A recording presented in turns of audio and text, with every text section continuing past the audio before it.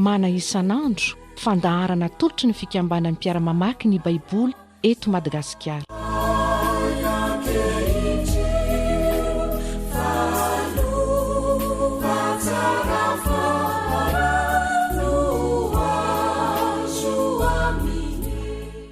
Mpifaliana mandrakariva ry havana no ionana amintsika eo ampandiniana ny tenin'Andriamanitra iaraka amin'ny sakafo ny mana isan'andro isika. Zakaria 7:7 no vakitsika anio anefa alohan'izany dia iara-mivavaka isika. Dera sy ny Lazaro ny voninahitra ray malalo dia atolotra ianao noho ny famindrampona ao aminay anomezanao fotoana indray azaonay misakafo ny teninao. Misaotranao zay fa tena hanina mahavoky ny fanahina tokoa ny teninao. Misaotra ray malalo ankehitriny ary raha handinika izany teninao zany zay dia mangataka indrindra anao fanahy masina ianao mihitsy no sady ampiteny ny mpanompotsy maso zay anazava izany teny zany no ampitoetra ny teny ao anatin'izay rehetra miaino na iza mba hitondra hery sy aim-panahy vaovao anay ny teninao raha io amin'ny anaran'i Jesosy no anaovanay izany vavaka izany. Amen. Zakaria 7:1 ka hatramin'ny 7:7 no vakintsika anio. Vakintsika amin'ny anaran'ny Tompo zany. Teny faminaniana avy tamin'i Jehova ny amin'ny loza anjo ny tany Hadraka ary Damaskosy no hiarany. Fa ny masin'i Jehova mandinika ny olombelona mba amin'ny firenena rehetra amin'ny Israely. Sy Hamata koa izay mifanolotra aminy, ary Tiro sy Sidona koa satria hendry izy. Ary Tiro nanao manda mafy ho azy ka nanangona vola fotsy ohatran'ny vovoka sy volamena tsara ohatran'ny fotaka eny an-dalambe. Indro ho foanan'ny tompo ny fananany sady hasinitioa ny heriny ao amin'ny ranomasina ary ny tenany ho levon'ny afo. Askelona ahita izany ka ho raiki-tahotra, Gaza koa ka ho torakovitra indrindra, ary Ekrona fa ho tonga henatra ny fanantenany. Tsy hisy mpanjaka intsony ao Gaza, ary Askelona tsy ho nenana. Zazasary no mpanjaka ao Asdoda, ary ho foanako ny reharehan'ny Filistina. Hesoriko eny ambavany ny rany sy ny fahavetavetany tsy ho eny anelanelan'ny nifiny, ary izy koa ho sisa ho an'Andriamantsika sy ho toy ny lohany amin'ny firenen'i Joda, ary Ekrona ho toy ny Jebusita. Ary hitoby aho hiaro ny tranoko noho ny miaramila betsaka, dia noho izay mandroso sy miverina, ary tsy hisy papahory handeha hamaky eo amin'ny ntsony, fa ankehitriny dia efa hitan'ny masoko. Mifalia indrindra ry Ziona zanakavavy, manaova fefifaliana ry Jerosalema zanakavavy. Indro ny mpanjakanao avo anao, marina izy sady manampamonjena malemy fanahy sady mitaingina briky dia zana briky tanora. Ary ho foanako tsy hisy kalesy intsony Efraima na soavaly any Jerosalema. Ho foanana koa ny tsipika fiadina, ary hiteny fiadanana amin'ny jentilesy izy. Ary ny fanampahany dia hatramin'ny ranomasina ka hatramin'ny ranomasina, ary hatramin'ny ony ka hatramin'ny faran'ny tany. Ny aminao koa noho ny rano fanekena taminao no efa namoako ny mpifatotrao avy tao an-davaka tsy misy rano. Miverenao amin'ny fiarovana mafy ianareo mpifatotra manana ny fanantenana. Anio no anambarako hoe hanonitra roheny ho anao aho. Fa no enjaniko ho Joda, Efraima nataoko zana-tsipika, ary ho tairiko ny zanakao ry Ziona hiady amin'ny zanakao ry Lisia. Ary hataoko toy ny sabatry ny lehilahy mahery ianao, ary Jehova iseho eo aminy ka handeha toy ny helatra ny zana-tsipikany. Jehova tompo itsokanjomara ka handeha amin'ny tafiodrivotra any atsimo, ary Jehova tompony maro no hiaro ireny, dia hihinana ireny ka hanitsakitsaka vatona tsamitady, ary hisotro ireny ka iorakoraka tahaka ny azony divay, ary ho feno toy ny levia famafazana ireny dia toy ny zoron'ny altara. Ary ho vonjen'i Jehova Andriamanina ireny amin'izany andro zany toy ny olona izay ondriny fa ho toy ny vatotratro-boninahitra mamirapiratra eny amin'ny tany ireny. Fa akory ny asony, akory ny atsarantareny, vary ny mampaharoroka ny zatovo ary ranom-boaloboka kosa ny zazavavy. Ray masino, manamasinanay amin'ny fahamarinana, fa ny teninao no fahamarinana.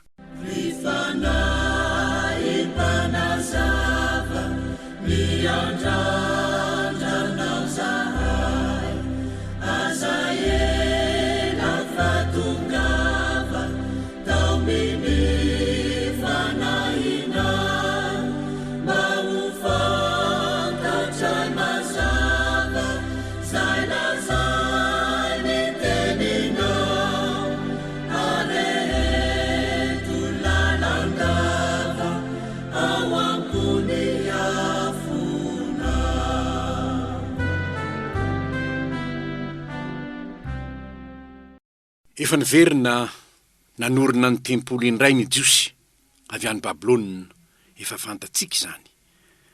Ary niorina indray ny tempolon'i Jerosalema. Taorinan'izany izao faminaniany Zakaria izao, manambara fa Andriamanitra efa namela heloka ny olony. Raha tsy mahalala an'izany zava-nisy zany sika, de ho sarotra amintsika ny handray izao fanazavana izao. Satria raha ny aino ianareo teo dia tsy niresaka loatra any Israely Andriamanitra ry aorindrinary izy vao niresaka ny Israely, fa tao am-boalohany izy de tanàna maro no ndresahany. Inona ny fahamarinana avoakan'izao tenin'Andriamanitra zao ary? Fahamarinana lehibe no tsipitsika. Ny voalohany de zao: manam-pahefana amin'ny fireneny rehetra ny Andriamanitra ny Israely. Manam-pahefana amin'ny fireneny rehetra ny Andriamanitra ny Israely. Nahoana angatsika milazany? Ireo firenena voalaza ao ny anarany jerentsika eo rehefa avy eo de firenena feno freariana no nahitany faharavany Israely teo aloha. No ny fahitany fa to tsy teo intsony lay Andriamanitra ny Israely teo aloha. To tsy misy fanantenana intsony Israely teo aloha. Ary hitatsika eo reo anaran'ny prere reo. Reto anarany reto de hita hoe Hadraka, Damaskosy, Tiro, Sidona, ny Filistina, ny tanànany Askelona, Gaza, Ekrona, Asdoda, ireny rehetrarehetra ireny. Dia fahavalon'ny Israely niorakoraka tokoa no ny faharavany Israely teo aloha. Tsy nanana fanantenana mihitsy Israely, nijerenika aiza zay Andriamanitra Israely eo, aiza. Izao anefa, rehefa niverina avy any Babilôna ny zanak'Israely, de nanomboka nipetraka Joda, nanomboka nipetraka tany Jerosalema indray, dia nilaza Andriamanitra, nilaza Andriamanitra. Atao ninona ho izy? Ireo prere ireo, ananako fahefanana ireo ho foanako izy ny rere ny Filistina. Zao avy ny filazany azy ao, freariana, fiavonavonana. Izao anefa ny voalazany soratra masina ny freariana de mialoha fandravana. Ary fa hita teo amin'ny tantara zany. Fa iza nge ny tenany rere? Raha mijerany amin'ny Daniel 4 isika, dia ahita ny freariana Nebukadnezara. Izao ny teniny manko ao amin'ny Daniel 4:7. Hoy izy: tsy tiva ny Babilôna lehibe zay nataoko ho lapan'ny fanjakana tamin'ny haben'ny heriko mba ho voninahitry ny fahalehibiazako. Heveriny fa izy ny heriny no nahavitany zany rehetrarehetra zany. Tsia. Ary Andriamanitra eto de milaza mihitsy fa natoinina herin'ny Filistina teo aloha, natoinina herin'ny Damaskosy teo aloha, Tiro sy Sidona. De izao, ho foanako ireny ho Jehova, ho foanako izy, ho foanako.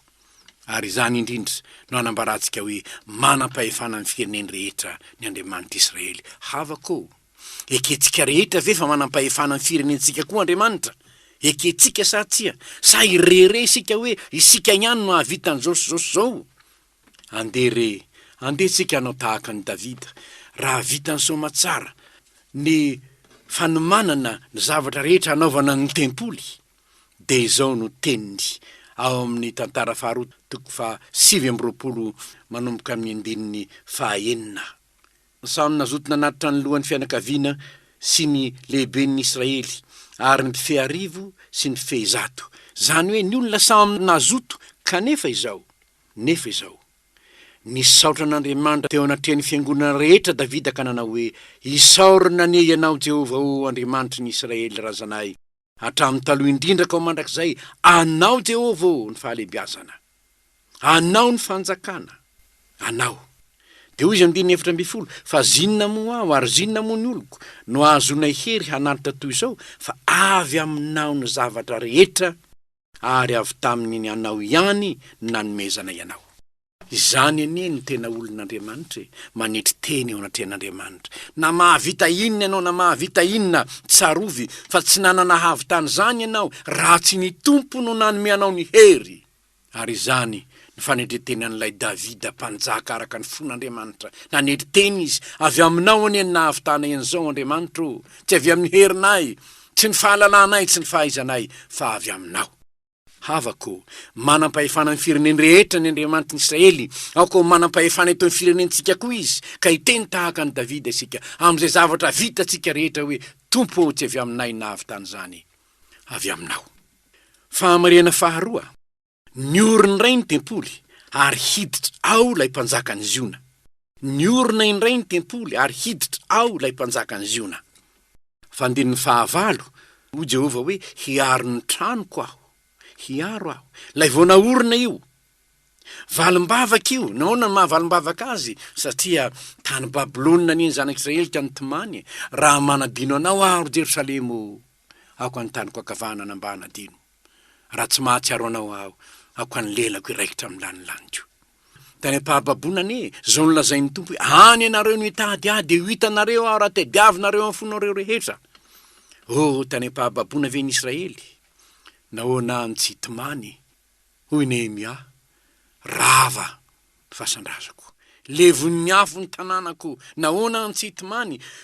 Feno ranomasy mpibebahana sy fitarainana tany Babilôna tany.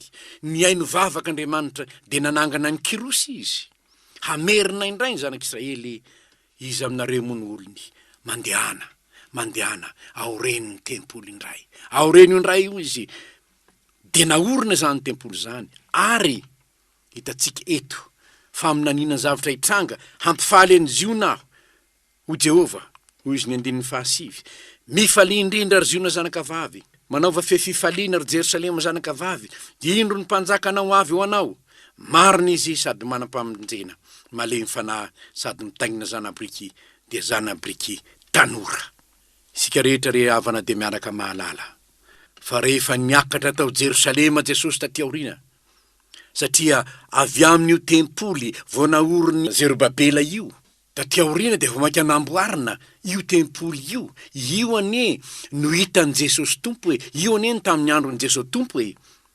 Ary zao zavatra nitranga rehefa niakatra Jerosalema izy dia hitatsika ny liko toko fa 7 andininy fahavalo amby 30. Zao manko ny voasoratra ao. Ary raha Jesosy nakaiky ny Jeriko de nisy jamba anankiray nipetraka nangataka teo amoron-dalana. Ary raha nandreny vahoaka izy nandalo dia nanontany hoe izy zany. Ary hoy ny olona Jesosy avy any Nazareta. De niantso mafy rahalehilahy ka nanao hoe ry Jesosy zanaky Davido, mamindraha fo amiko. De inona ny zavatra nitranga rehefa avy eo? Fifaliana, satria io lay Jesosy io hiakatra ho any Jerosalema izy, nefa alohan'ny akarany any Jerosalema de naninona izy? Dia nanafaka lay jamby izy aloha. Ary rehefa avy eo, rehefa nanakaiky any Jerosalema izy, de zao ny voalaza hoe ary rehefa nanakaiky izy ka tonga teo ampidinana amin'ny tendrombohitra Oliva, de nifaly avokoa ny mpianatra marobe ka nideran'Andriamanitra tamin'ny feomahery noho ny asa lehibe rehetra zay fahitany, ka nanao hoe isaorina ny mpanjaka zay avy amin'ny anaran'i Jehova fiadanana an-danitra voninahitra any amin'ny avo indrindra. io Jesosy io lay nilazaina hoe mitaingitaingina zana briky marina izy sady manam-pamonjena noho ny andininy 7 amin'ny Zakaria 7. Malemy fanahy sady mitaingina zana briky de zana briky tanora. Eny ambonina zana briky tanora Jesosy Tompo no ny ranony olona hoe isaorana ny mpanjaka zay avy amin'ny taranaky Davida, mpanjaka avy amin'ny Jehova, fiadanana ny an-danitra voninahitra any amin'ny avo indrindra. Ry havana, raha eritreretinao ny faminaniany Zakaria tany amin'ny 500 taona talohan'i Jesosy aty amin'ny 300 taona aorinany zany, tanteraka ihany zany teny zany, manapirofo zany fa Andriamanitra rehefa miteny dia manatanteraka ny teny mena izy ary ny fampanantenana hamerina indray ny fanjakana ao Ziona, hidiran'ilay mpanjaka ny Ziona dia io izy tanteraka io. Inona fifalitsika amin'izany?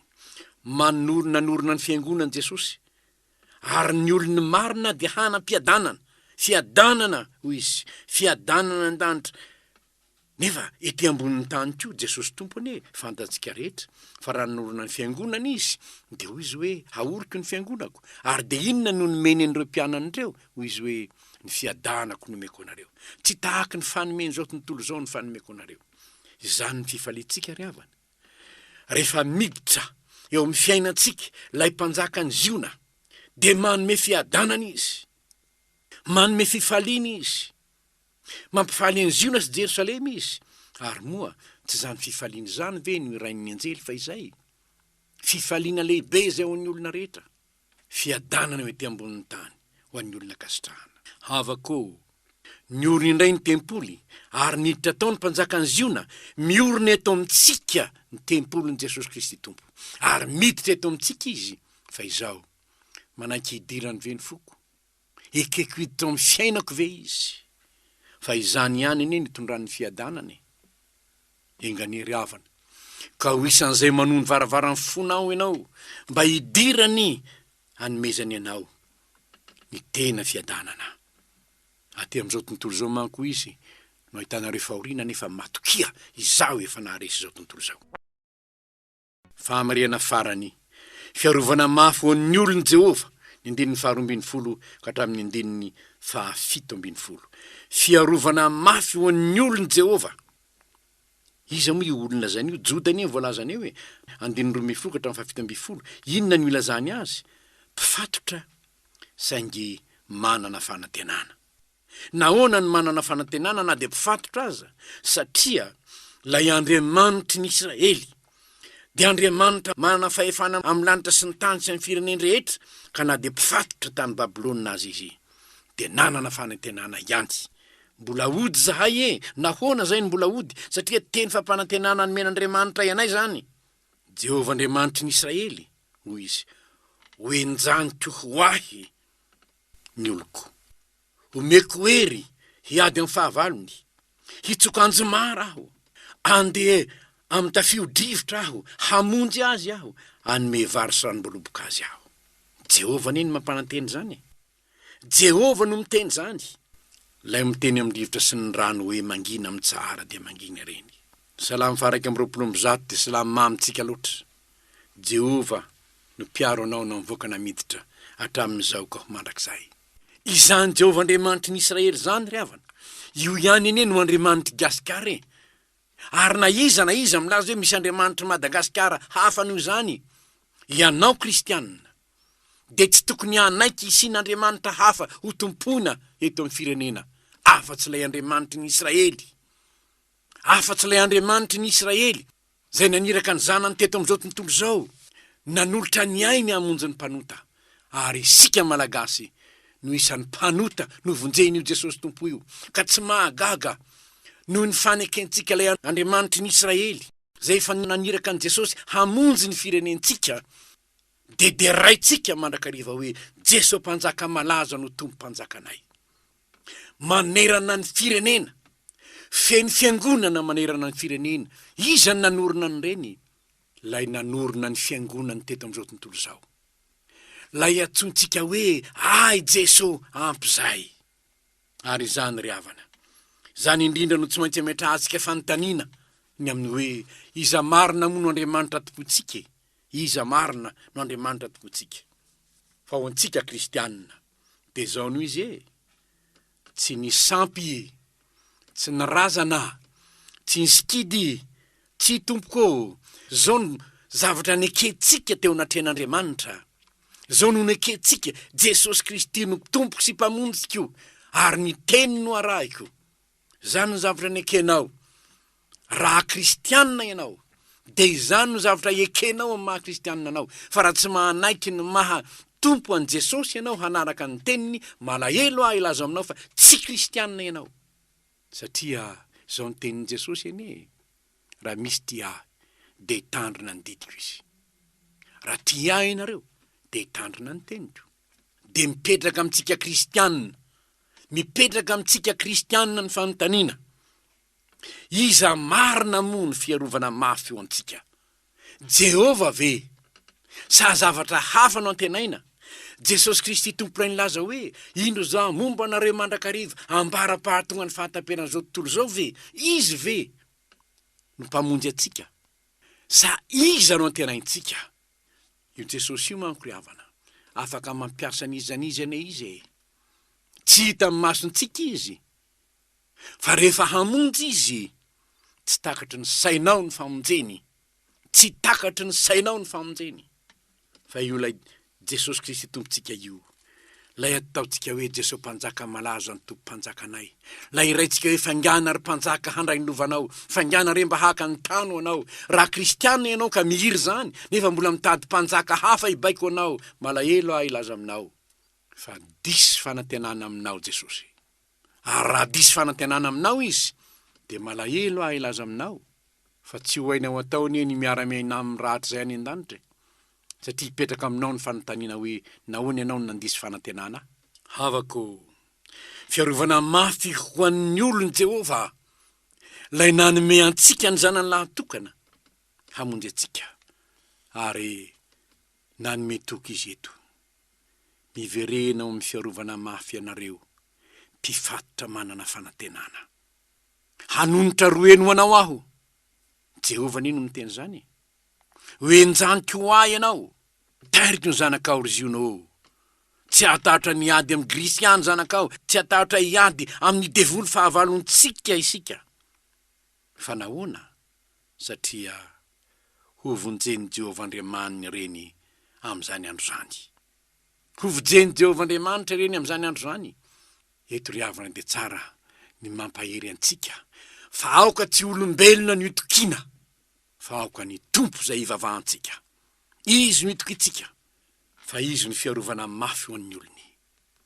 Jesosy anie nilaza indro za momba anareo mandrakariva ambara-pahatonga ny fahatamperana zao tontolo zao ny zavatra mahamenatra ary tena hahamenatra ry havana raha milaza isika fa matoky an'Andriamanitra mino an'Andriamanitra mino an Jesosy matoky an Jesosy nefa mbola ho ampitsika indray zavatra hafa izany fanimpona hafa izany hitadiavantsika vonjy any amin'ny tendrombohitra any amin'ny fasana any amin'ny loharano any amin'ny zavatra any amin'ny sikidy sy ny fanandroana mahamenatra eo anatrehan'i Jehova anie zany mahamenatra eo anatrehan'i Jehova zany ary eto aho de teniteny manokana amintsika kristianina raha ny jentilisa moa ry havana nanao an'izany tsika anie tsy afaka manerina izana izy fa izaho kristianina ianao kristianina ianao mpandray kominio ianao mpandray fanasan'ny tompo ianao mpiandra sekolela ady ianao mpitoroteny isika no mbola manaraka ny fanao zao tontolo zao aiza amintsika ny tenin'ny tompo hoe aza manaraka ny fanao zao tontolo zao fa miova amin'ny fanavoazana ny saina amin'ny amantaranareo ny sitrapon'Andriamanitra zay tsara sady akasitrahana ny marina raha ny rahin'ny tompo fahazavana eto amin'izao tontolo zao isika nefa isika indray no tsy manana fifandraisana marina amin'ny tompo malahelo aho ilaza aminao fa tahaka ny tanàna tratra ny delestage ny firenena ray zany misy havako amin'ny maha kristianina anao de nataon'ny tompo ampolona ianao hanazavany eo ny-tokantrano maizina nefa zao ny zavatra mitranga raha tsy manana connexion raha tsy miray amin'i Jesosy ianao de malahelo aho ilaza aminao fa ampolona brûlé ianao na ampolona tratry ny delestage ianao eo fotsiny fa zaigny tsy manazava enganery havana ka tsy ho izany aho tsy ho izany ianao kristianina fa ho tena fahazavana ianao satria ianao manaiky fa fiarovana mafy ho an'ny olon' Jehovah Andriamanitra ao. Reo ndray ariavana fahamarina hitantsika androany manam-pahefana ny fireneny rehetra ny Andriamanitra Israely aoka anaiky izany ianao kristianina malagasy, aoka anaiky izany ianao. Ny orina indray ny tempoly ary hiditra ao ilay mpanjakany Ziona rehefa nanorina ny tempoly Jesosy Tompo, aoka hiditra ao aminao izy aoka hiditra amin'ny fiainanao izy, aoka anjaka amin'ny fiainanao izy. Fiarovana mafy ho an'ny olon' Jehovah, aoka fiarovana mafy ho anao ny Tompo. Ka na inona zavatra feo mandeha eto sy aroa ny Tompo ihany no andrandrao fa tsy mamitaka ny teny fikasana izay fanomeny hoe indro momba anareo mandrakariva ambara-pahatonga ny fahatapenana zao tontolo izao. Ho an'Andriamanitra ny voninahitra hivavaka isika. Misaotra anao indrindra zahay Tompo noho ny teninao nomenao anay androany fa ny Andriamanitra ay dia manam-pahefana ny fireneny rehetra manjaka eto Madagasikara. Andriamanitra raina eo manjaka eto amin'ny firenena ianao hatrany amin'ny filoham-pirenena ka hatramin'ny valala tsy mandady arona hanjakanao anie ny firenenay ny Tompo. Ary satria naorina eto aminay ny tempolinao Jesosy, manjaka ao am-ponay midira ao am-ponay ianao tahaka ny diranao tany Jerosalema faizay. Ary ampio zay hino fa fiarovana mafy ho anay ianao araka ny teninao hoe indro momba anareo mandrakariva ambara-pahatonga ny fahatapenana zao tontolo zao.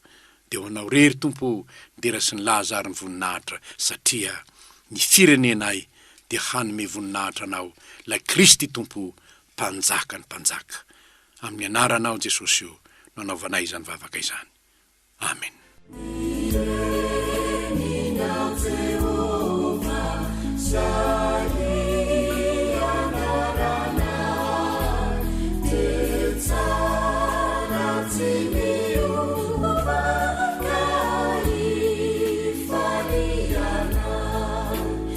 Mana isan'andro fandiniana sy fandalinana ny soratra masina atolotry ny fikambana mpiara-mamaky ny Baiboly. Raha nahalinanao izany, azo atao ny mividy kasety na CD izay afarana amin'ny fikambana mpiara-mamaky ny Baiboly Totobato Ranavalona voalohany Antaninarenina. Ho anareo any amin'ny faritra kosa mifandraisa na manatona ny mpiandraikitry ny fikambanana any amin'ny faritra misy anareo.